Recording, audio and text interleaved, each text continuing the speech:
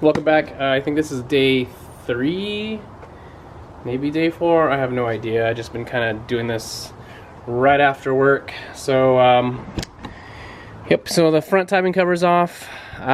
Before I start removing these, because I kind of want to take these off, clean it, and then put them on right after. Sometimes it's easier to do it that way so you don't, misplace parts, and you'll always remember, since you just, remove the pulleys and where they go. Everything kind of just is fresh in your memory, so I don't want to take this off and then a couple days later put it back on and miss something. So I'm going to leave this on for now. I want to tackle the intake. So obviously, just by looking at it, you can see there's a lot to this. So I'm going to start from the top, as far as like the throttle and the if you have the cruise control. I'm going to remove those. I'm going to also remove the balance tube, and then we'll go ahead and start removing all the, if you look, I removed one already because the coil pack was in here. I wanted to make sure I was at top dead center. And just to reiterate, top dead center is at 0 degrees when you have the timing cover on before you remove it. So, and that's what kind of, even though these don't line up perfectly, as long as you're at 0, you're good to go. And I verified that the cylinder was all the way top dead center as well.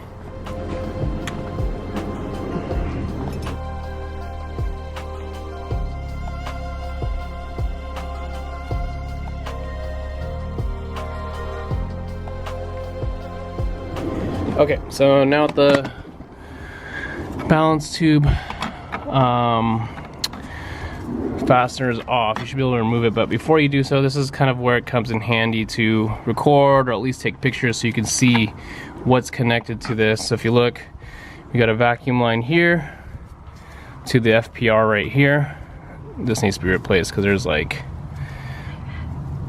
because that is very loose. So I might just leave this on here for now. But yeah, that should not be that loose. And then this one will go down, this one will go right over here. So that way you can remember. And then there is a, I believe this goes to the IAC valve, but I can't be certain. But I'm gonna remove this right here. And then I think there is on the other side, let's see. This bracket came off. I'm gonna remove this right here so I can have some space, but this goes to the booster right here. I don't know if I'm showing you guys anything. I'm like literally. Anyways, booster right here. I'm gonna take that off. And there's a vacuum line up here too. It doesn't even have the clamp on it.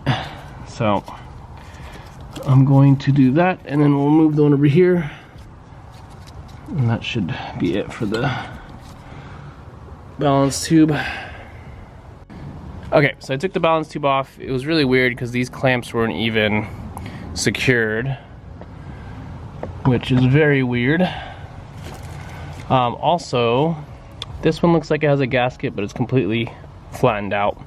I did buy all new stuff, so that won't be a problem. And it looks like they use silicone, which I don't think, this side didn't have a gasket at all. So that could lead to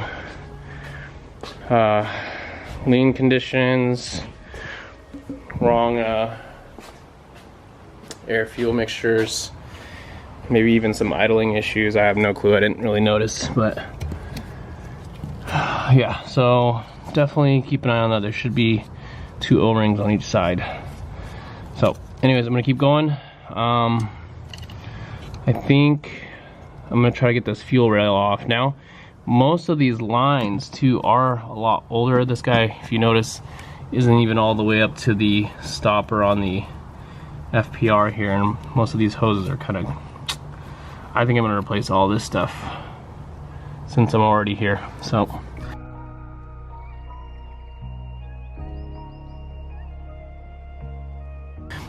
on the fuel rail, you'll notice you have one FPR on this side, fuel pressure regulator, and then for your other side you have it down here. This whole piece, just don't forget when you remove this, you will have 2 grounds that go right here on top of the fuel rail. Don't forget that, because that will cause issues if you don't have it in. Now that this is all loose, and I think there's a vacuum line there. I'm gonna remove it from one of these, which I will be replacing, so whatever is easier for you, just remove that and this whole thing should come out here. This one,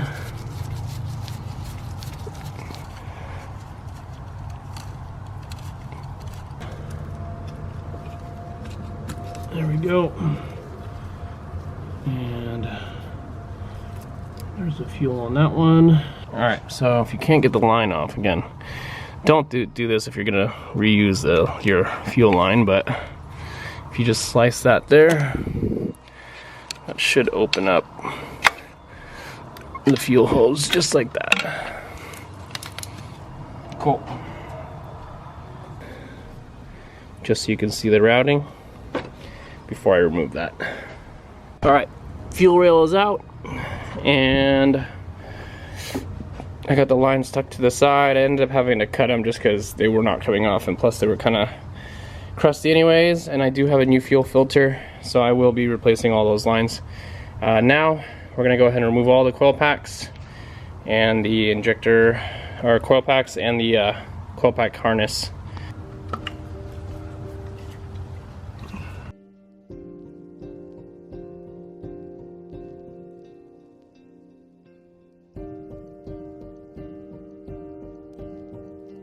Okay, so taking these out, just be careful because the actual coil pack plugs are very brittle. They're obviously super old.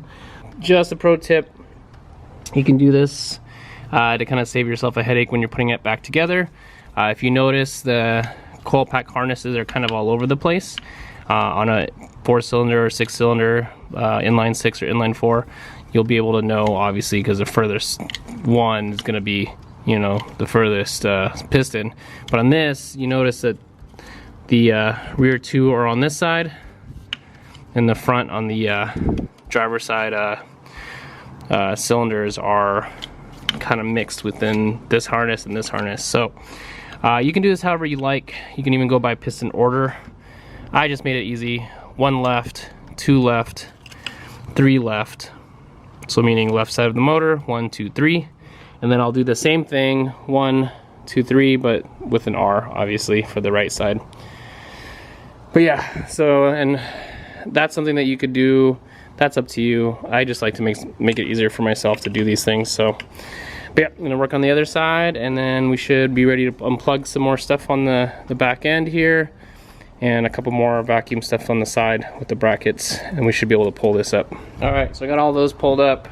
Next, you'll have to remove the injector harness, injector plugs, and I looked at them. It looks like they were all yanked before too, because if you look, all the clips, the metal clips that are supposed to be, most of them are all gone. So I don't know if they pulled this before, and if they did, why wasn't the actual valve cover seals replaced? Doesn't make a lot of sense to me, but yeah, these have definitely been pulled. I went ahead also and marked those, so 2R, 1R. For these ones, it makes sense because they're together, but even on this, these are not together. So, all right, so this is almost off. If you notice, I'll be able to move this aside. There is a temperature sensor right here. You should be able just to press this, and there we go. Pull that out.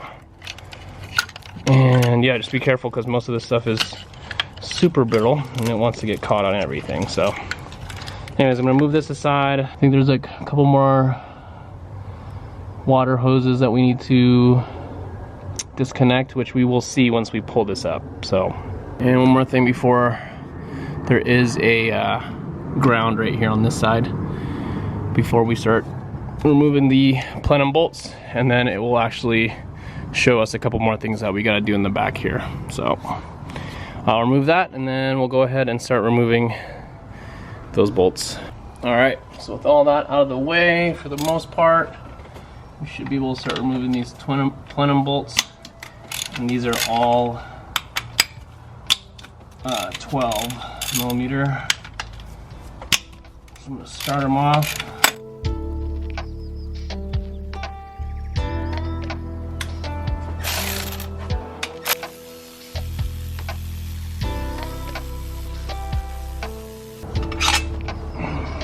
the EGR. There's one here and there's one on the other side, so before you can even lift that, we gotta loosen those up and remove them. So alright, there's not really an easy way. I know that people go from underneath with like super long extensions, so I'm gonna try that on this side, because when I take this off, you're gonna see there's two bolts here. So all right, so the EGR on this side was actually fairly easy, because you can reach up in here, and then you can access the bolts from here. You'll see one right here on this side, and then one on this side. So not very hard on the passenger side. So if you see that's loose, this side's a little tricky, but it's doable. The far side, you'll have to use an extension. I don't know if I'll be able to show you this, but you can get your hand in there. And then as long as you have like a 1/4 drive ratchet, because it's obviously a lot smaller, you should be able to, I don't even know if you see but basically from underneath here. Let's see if this will focus. Of course not. There you go.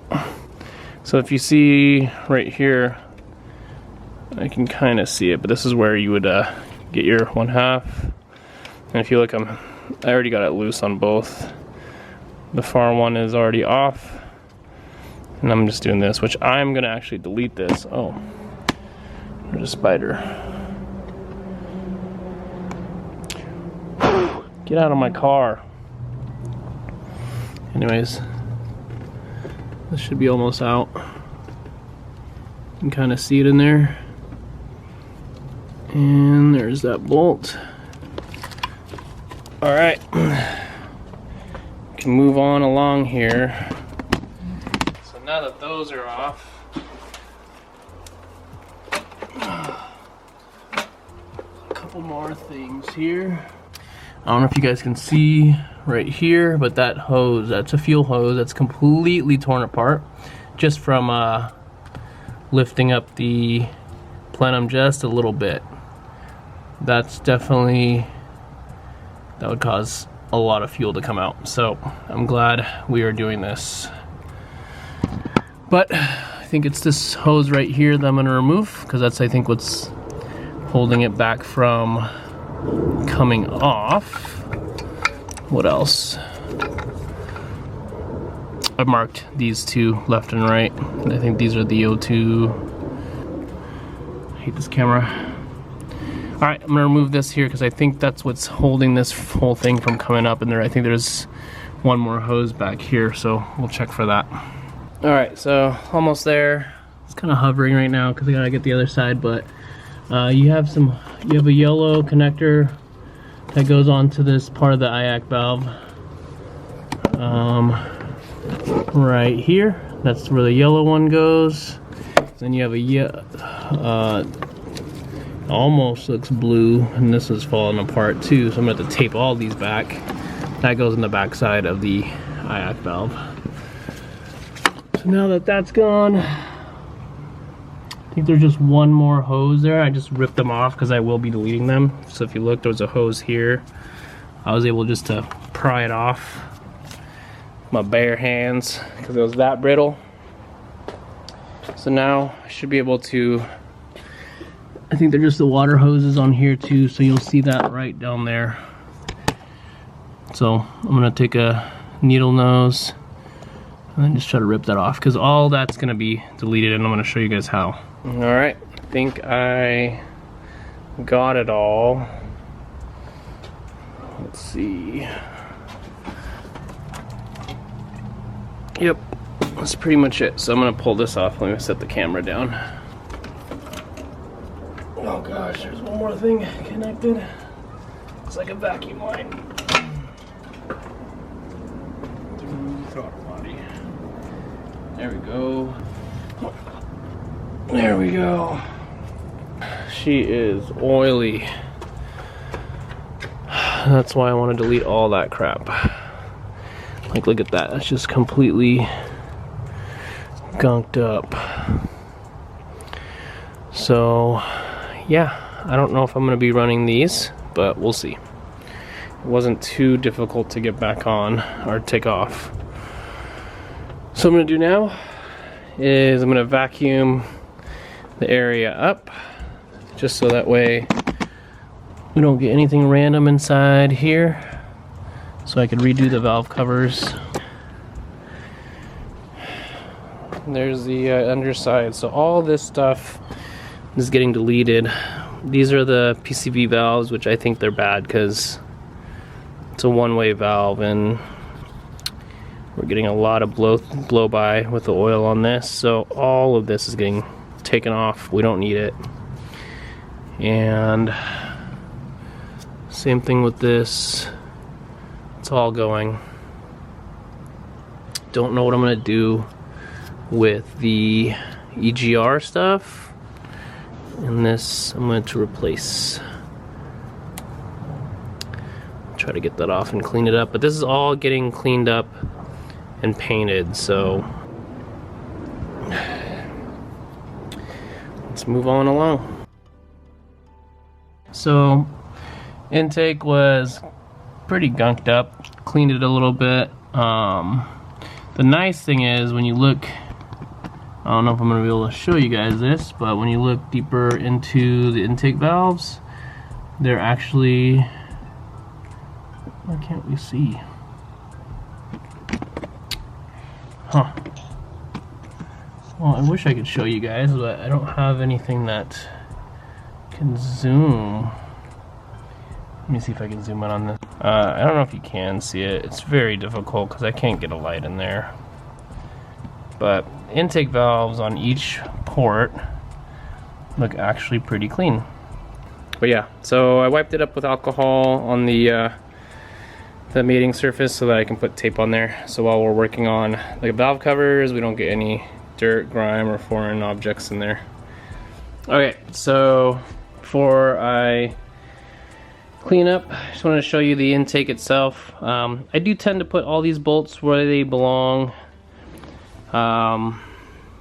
just so that way you don't have to put them in baggies and figure out where every bolt goes again. Just like to put them back where they were originally at, so that way, I don't know, just easier, I guess. But I wanted to show you guys underneath here, because I will be removing the throttle bodies with the throttle cable linkage right here. I'm going to remove that all together.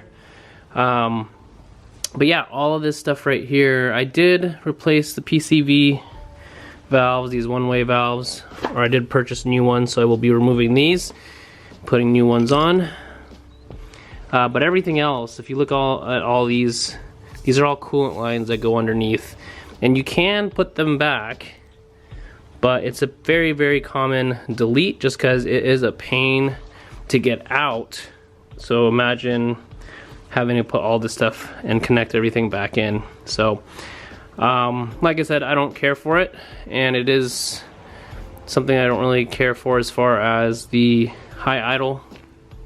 So I'm going to delete that completely. So if you look, you can remove this whole bracket can come out, so that way it's nice and clean. And then all of this will be removed as well. So all these hoses and then your throttle bodies, you don't necessarily have to plug these up since there's nothing that really goes through it. The coolant obviously before, but it won't after you delete everything. Same thing with this. So alright, so just like that, all that nasty crap is off. Like I said, you don't really have to plug these up because they just go straight through. Same thing with the throttle bodies, they just go straight through. So if you want to do that and add a little plug on there just to make it look nice, I don't know why you would, but you could always do that. But yeah, this isn't it's just straight through. Just look how much cleaner that looks underneath there. It's like weight reduction. Bunch of cracking hoses. I did go ahead and remove the IACV just so that, one, I can clean it. I got a new gasket for it here too. And also when I paint it, we don't have those on there that I have to mask. Alright, and just like that, throttle body and assembly is off. And be careful because it is pretty tight. It has a blue Loctite on there, on the throttle body. So, but yeah, so I'm gonna clean those up. Those look pretty nasty. And then all this is going in the garbage. This heap of mess. The only thing I did was keep a bunch of the hose clamps, because the OEM hose clamps are always pretty good quality since it is OEM. But yeah, this is going in the garbage. We're gonna go ahead and clean all these parts, because for the most part these ones are gonna get painted. I just want these nice and you know, gunk free, especially the lower cover. So we'll clean this up. I'm gonna spare you guys the footage on this because it's kind of boring stuff, but yeah, I have it all kind of soaking in degreaser right now. I'll agitate it, wash it off, and then we'll use some soap. Normal soap, Dawn, usually works the best. All right, so about an hour and a half later, just because I wanted to get it as clean as possible for these parts since I will be painting them, and when they're caked with grease and rust, and even in here it's pretty nasty. Again, like I said, they probably ran normal tap water, which is, this is exactly what happens if you run tap water. There's so many natural minerals in them, they just start to rust. So I do have a coolant flush, which I wish I would have known. I would have done it first and then taken everything apart, but it is what it is. So that will get flushed out once everything's back together. But if you look, I took some wire, like just copper wire brush to this. And reason you want to use copper, you want to use a softer bristle than what your material that you're actually trying to work with, so that way you don't leave a bunch of crazy gouges in it. If you look, it kind of already started right here, but that's mainly into the dirt that I didn't get rid of just because it was just so caked on. I just wanted enough where it has a good seal, so that should be fine. I'll tape that off, but everything is smooth, not greasy, so that it can accept the paint. And same with the balance tube. I'm going to paint that. Lower cover, I don't know, it is kind of losing some of its paint up here, but I'll probably just throw a quick coat on there just so it doesn't rust. And the one that took the most time was the intake itself. If you look, it looks still kind of nasty. I didn't take a wire wheel to it just because I just wanted it clean enough where the cast aluminum paint I'm going to use will just cover that right up. Took the gaskets off for the throttle bodies, and I also went ahead and cleaned the mating surface on those with a wire wheel as well, and all the parts where, like the balance tube and all that, all the IAC valve, clean that up. Again, you want a clean surface so you have no leaks.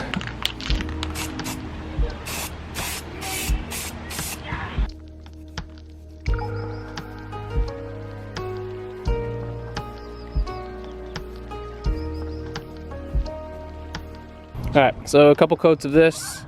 It's a satin black. I'm not a huge fan of like super gloss. It does have still like a little bit of a sheen, but I don't know, I feel like it looks cleaner when it has that satin appearance. Black is just, gloss black is just, I think, too much. I think this is just perfect, but again, that's my preference. Got a couple coats, and I did the portions that will be underneath first, because I don't really care too much about the paint getting kind of messed up when I flip it. You just won't see it, so.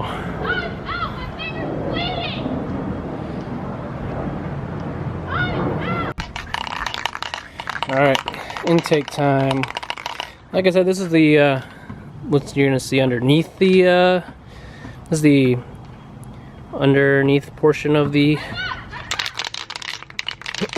so this is the bottom of the intake. You're not gonna see this when it's on the car, but I still wanna throw a light coat on there just to cover up some of this.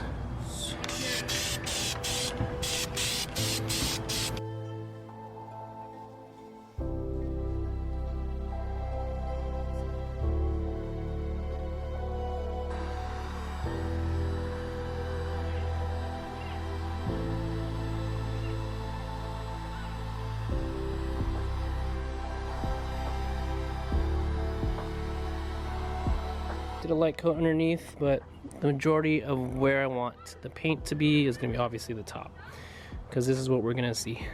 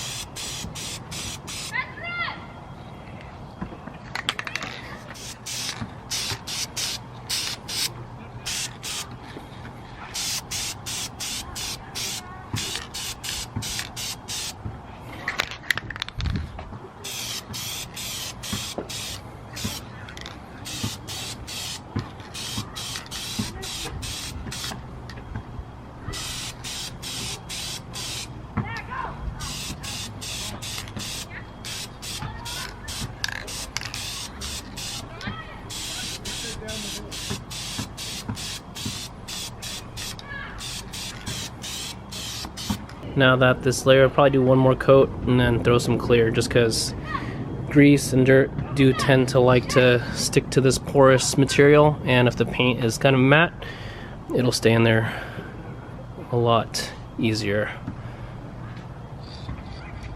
And I just got the balance tube painted. Unfortunately, I forgot to film it when it was it looks like they repainted it black before. It was chipping and stuff, so they probably didn't use high temp paint, but I used the same color as the front covers, so you kind of have like a nice little balance to it.